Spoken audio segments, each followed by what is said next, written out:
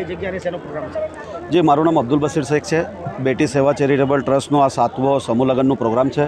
અમે સતત 7 વર્ષથી આ પ્રોગ્રામ કરતા આવી રહ્યા છે અને 131 કન્યાઓનું અમે સમૂહ લગ્નમાં લગ્ન કર્યા છે અને આવનારા દિવસોમાં પણ દાનવીરો અને દાતાઓનો અમારા સાથે જોડેલા રહેશે લોકો અને અમે આ કામ અને આગળ કરતા રહીશું.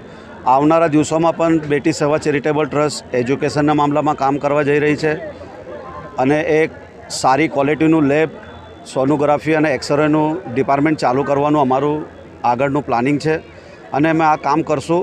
અને આવનારા દિવસોની અંદર પણ સમૂહ લગ્ન જેવું આજે અમારું કાર્યક્રમ 7 વર્ષથી અમે જે કરી રહ્યા છે એ રાબત મુજબ અમે કરતા રહેવાના છે, કેમ કે અમારા પાસે ગરીબ પરિવારના લોકો, એવી છોકરીઓ જે લગ્ન માટે તૈયાર હોય છે, એમને માતા પિતાના પાસે કોઈ સોગડ નથી હોતી લગ્ન કરવાની, અમારા પાસે આવીને એ લોકો કોન્ટેક્ટો કરતા હોય છે.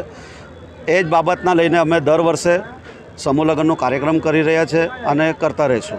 સાથે સાથે અહીંયા એજ્યુકેશનની વાત કરીએ તો એજ્યુકેશનના વિષયમાં આ જે બેટી બચાવ વિષયમાં શું કહેવા માંગો છો?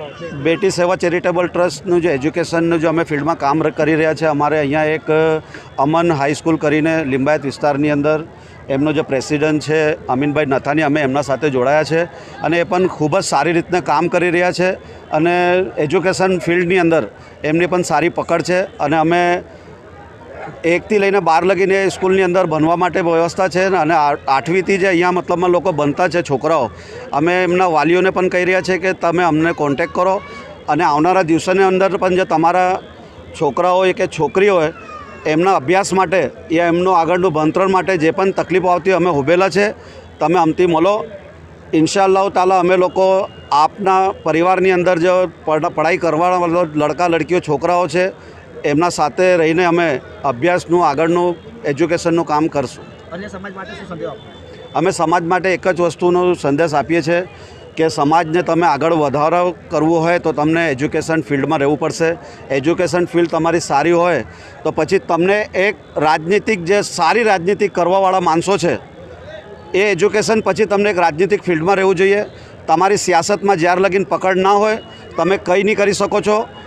તો હું સમાજને એક મેસેજ આપવા માગું છું કે તમે એજ્યુકેશનમાં ધ્યાન આપો, એના પછી સિયાસતમાં ધ્યાન આપો. જે આપનું નામ અને કઈ જગ્યા પર શું પ્રોગ્રામ આવેલા છે? મારું નામ છે Simmi Jariwala, transgender video influencer. હું પણ સુરતમાં જ રહું છું.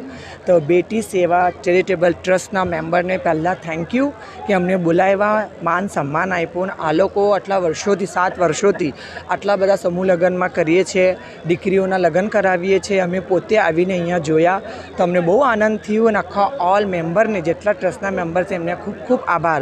અને હા, એક વાત હજુ, દીકરીઓનું ભણતર બહુ જરૂરી છે આ જમાનામાં, એજ્યુકેશન બહુ જરૂરી છે આ જમાનામાં. તમે આમાં તમારા ચેનલના માધ્યમથી કહેવા માંગીએ છીએ જે લોકો ગરીબ છે, જે લોકોની પરિસ્થિતિ નથી દીકરીઓને ભણાવવાની, તો આ બેટી સેવા ચેરિટેબલ ટ્રસ્ટવાળા ભણાવવામાં પણ એ લોકો કહે છે કે તમે તમારા દીકરીઓને અમારા સ્કૂલોમાં નાખો, અમે એમનું ભણતર સારું કરીએ, તો તમે એમનાથી જોડાઓ. આ લોકોના મોબાઈલ નંબર બધા સ્ક્રીન પર આવી જશે. અને થેન્ક યુ સો મચ. आपका नाम, क्या प्रोग्राम के लिए यहाँ पे आए? મારું નામ એડવોકેટ ઝેબા પઠાણ છે. હું સુરત ડિસ્ટ્રિક્ટ અને હાઈકોર્ટમાં પ્રેક્ટિસ કરું છું. હું એઝ એજ્યુકેટેડ ફિમેલ હું કહેવા માંગીશ કે આજે અહીંયા બેટી જે સેવા ચેરિટેબલ ટ્રસ્ટ છે તેમણે મને અહીંયા બોલાવી મારું સન્માન કર્યું, તે બદલ એમનો ખૂબ ખૂબ આભાર. પ્લસ કે એમણે આજે બેટી જે સેવા જે કરી રહ્યા છે, આજે જે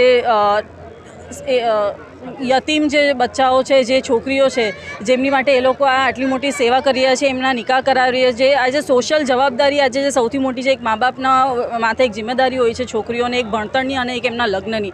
તે બંને જવાબદારીઓ આ બેટી સેવા ચેરિટેબલ ટ્રસ્ટ ખૂબ સારી રીતના નિભાવી રહ્યા છે. તે બદલ હું એમને ખૂબ ખૂબ અભિનંદન આપીશ. પ્લસ કે હું એક આપના માધ્યમથી એક સોશિયલ મેસેજ પહોંચાડવા માગું છું કે આજકાલ તમે જોઈ રહ્યા છો કે ટ્રિપલ તલાકનો જે કાનૂન આવ્યો છે કે આપણા સમાજમાં ઘણા બધા રોજ બરોજ તલાકો થઈ રહ્યા છે. તેનો રીઝન સૌથી મોટો આ જ છે કે આપણા ત્યાં ભણતર ઓછું છે. સૌથી ઇમ્પોર્ટન્ટ છે એજ્યુકેશન. આપણે સોશિયલ, મારો સૌથી ઇમ્પોર્ટન્ટ મેસેજ છે, પ્લીઝ પોતાની છોકરીઓ છોકરાઓ એના વચ્ચે કોઈ બાયફિકેશન ના રાખો. એ લોકો બંનેને એક ઓલાદ તરીકે એમને ભણાવો, કેમ કે આજકાલ ભણતર છોકરા અને છોકરી બંને માટે એટલું જ ઇમ્પોર્ટન્ટ છે. ઘર ચલાવવા માટે, રિશ્તા નિભાવવા માટે, બધી તરીકે બંને નું ભણતર એક સાથે અને સમજીને એક સાથે ઘર ચલાવવું ખૂબ જ જરૂરી છે. તે માટે એજ્યુકેશન બહુ ઇમ્પોર્ટન્ટ છે, અન્ડરસ્ટેન્ડિંગ બહુ ઇમ્પોર્ટન્ટ છે. આપના માધ્યમથી કહેવા માંગીશ, પ્લીઝ એકબીજાને સમજીને એક રિલેશનશિપ નિભાવો અને એક આબાદ ફેમિલી બનાવો.